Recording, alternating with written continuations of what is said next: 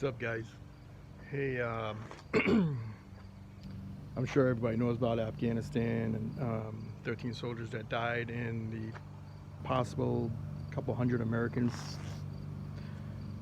citizens still in Afghanistan. Well, I've been having a real tough time with it this week.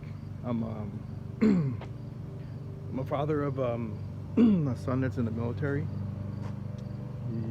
He's a warrant officer and he flies Blackhawks. So it's been in a long time. He's been deployed to Afghanistan several times and Iraq. He's out now, deployed now. He's been deployed other places. So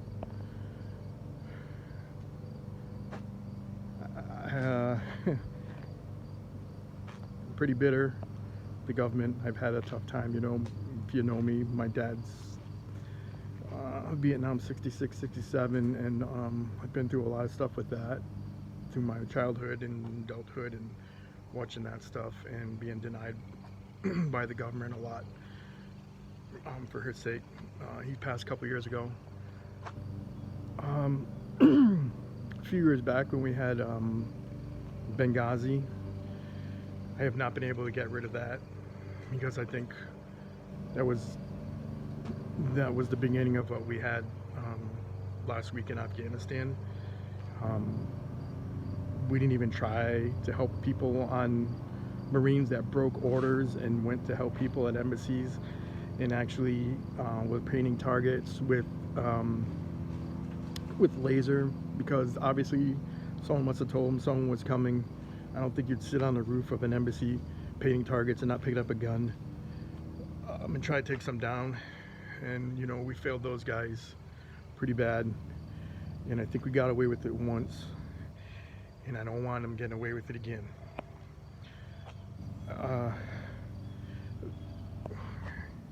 I normally don't hang flags and everything. That's just how I am. I do have a I love this country. I love being American. I do have a bitter sentiment with the government and how they treat veterans, and I don't care what president this is, but I'm gonna tell you right now, I can't stand Biden. I'm not a nut that's gonna go out and kill anybody. I'm just saying I don't like him, and I really don't like him now, and I don't like this administration, and I don't like listening to leaving people behind. He failed, and I just want you guys to know this is what I'm doing to, I guess, remember. I didn't lose my son or anything, but boy, it really messes you up as a military parent, because it can be your kid, and I feel really bad for anybody who you tell these guys no one gets left behind, and that's their creed, and then your government, your commander-in-chief says, well, no, a timeline's a timeline and you should get to the airport.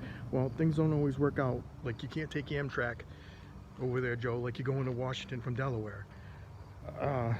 There's no infrastructure there, and we just left all these weapons. And but so if you guys want to do this is what I'm doing. To whenever people ride down the street and they support these kinds of things, I want them to ride by my house and know that I don't support it. And I remember, I don't support I want it out of Afghanistan, but you have to make a plan. I mean, any guy in the street will know that the military has to be the last thing out. You have to get your equipment out. You have to, I don't care what the timeline was. No more listening to Trump this and that.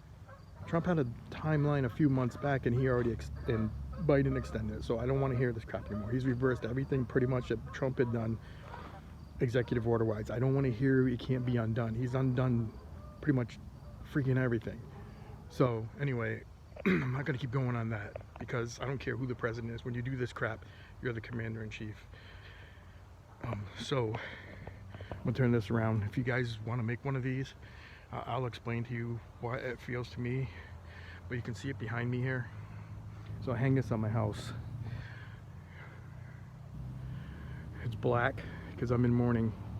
I'm in mourning for military parents, people, family, kids, whoever. I don't know these people. I honestly don't know these people. But there's 13 black background for mourning, 13 white stars. That's for the 13 fallen U.S. military taking orders from a government that I don't know. And the yellow banner, the yellow ribbon, is for, as you know, for the Americans that are still there. And I really want to come home. And this really bothers me because this is the second time in my life. I'm 52 years old now. Maybe some of you guys are younger than me watching this, but this is not the first time I've seen this crap where you can have hostages. I lived through this crap once in '79, and I was probably in, I don't know, 3rd, 4th grade or something. It was, you always get worried about it. And I mean, guys, we haven't had an embassy in Iran since '79. So if you don't know what I'm talking about, look up the '79 Iran hostage crisis, and you'll learn about that. And this is what I'm worried about. I'm worried about having 200 or 300 or however many Americans we ever get a number on being hostages, being held hostage for who knows what. Anyway, anybody rides down my street, they're gonna see this, and I want everybody to know, hey, I'm not forgetting these people. That's just how it's gonna go. I didn't make anything from Benghazi. That's bothered me for years, and now we're even on a bigger scale of doing this. And now it's just move along, everybody. And I'm not moving along anymore. I'm gonna display this. I'm gonna display it on a t-shirt. I'm gonna display it on my house. I'll make a hat if I have to. But we should make this some kind of symbol with the 13 stars and the black background with the yellow ribbon. All right, guys. I'll see ya.